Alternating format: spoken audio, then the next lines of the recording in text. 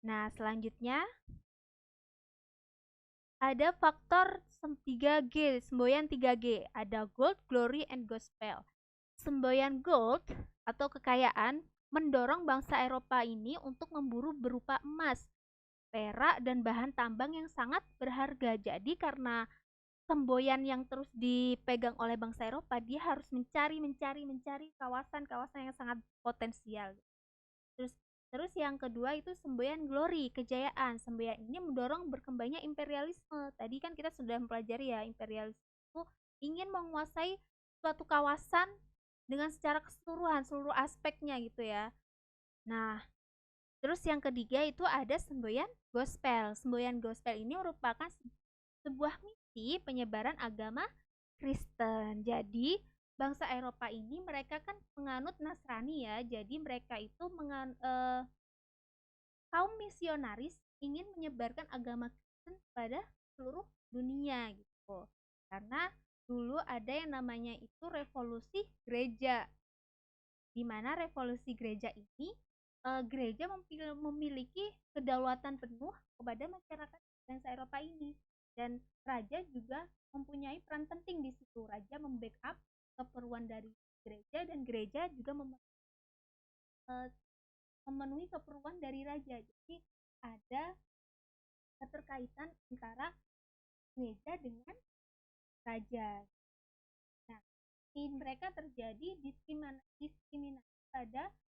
pada masyarakatnya. Jadi masyarakatnya itu dituntut untuk kamu yang sabar, kamu harus selalu menuruti apa kata raja. Nah, di sini itu peran gereja mempunyai andil yang cukup besar untuk mempengaruhi pemikiran dari rakyatnya, dan ini yang menyebabkan istilah agama itu candu bagi masyarakat seperti yang dikeluarkan oleh Karl Marx pada buku Das Kapital. Oke ya. Selanjutnya itu ada revolusi industri. Nah, revolusi industri ini merupakan salah satu perubahan di mana dia melakukan perubahan secara cepat dari tenaga manusia dirubah menjadi tenaga mesin gitu ya. Pertama kali ini terjadi di Inggris pada abad ke-18. Revolusi industri ini perubahan secara menyeluruh ya dalam proses produksi yang semula menggunakan tenaga manusia dan hewan beralih menggunakan tenaga mesin. Nah, dalam perkembangan revolusi industri ini juga sangat mempengaruhi kegiatan transportasi pada masa itu ya. Jadi di situ ditemukan mesin uap yang mana dia lebih efisien pada mesin kapal gitu ya.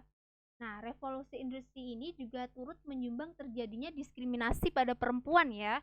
Karena dulu sebelum adanya revolusi industri ini, kegiatan perempuan itu dia turut andil pada kegiatan produksinya gitu.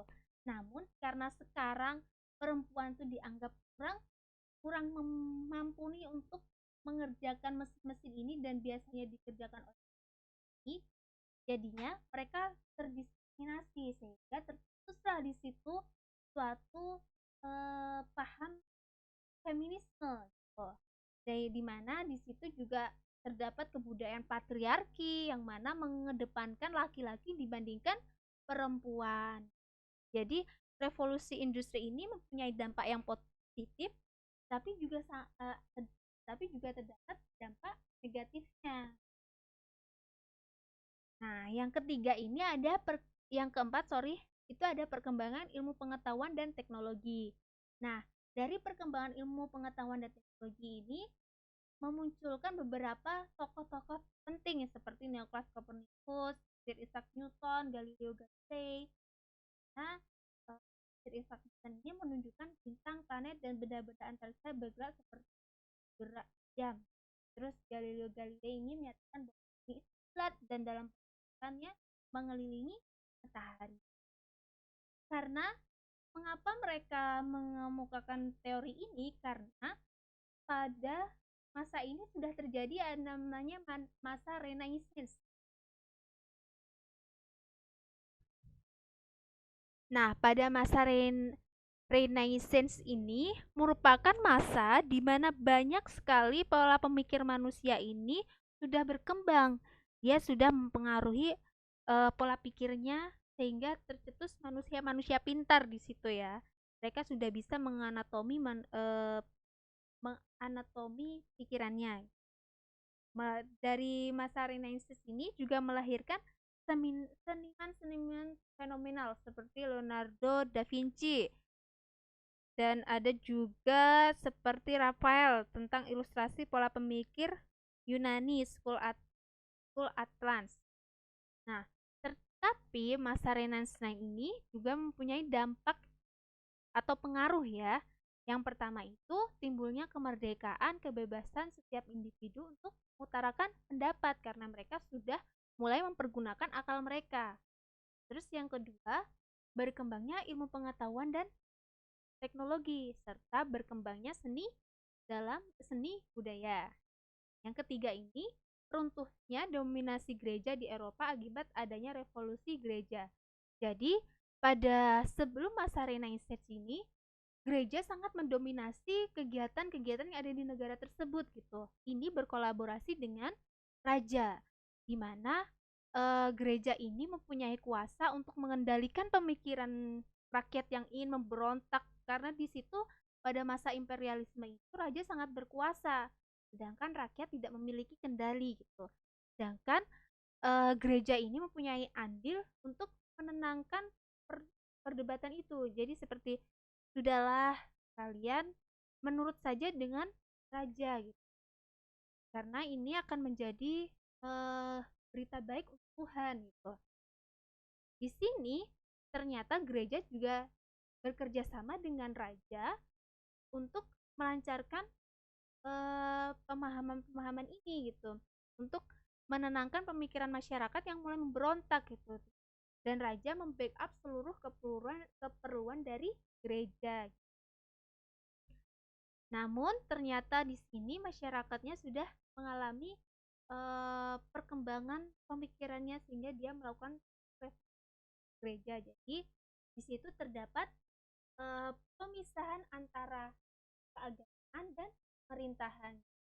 Itu mulai timbullah paham antara dunia dan mas ya. Terus yang keempat itu menguatkan kaum.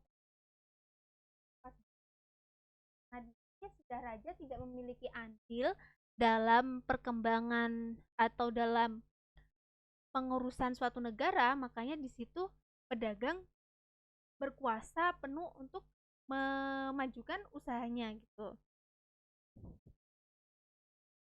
Oke, sampai di sini anak-anak pembelajaran tentang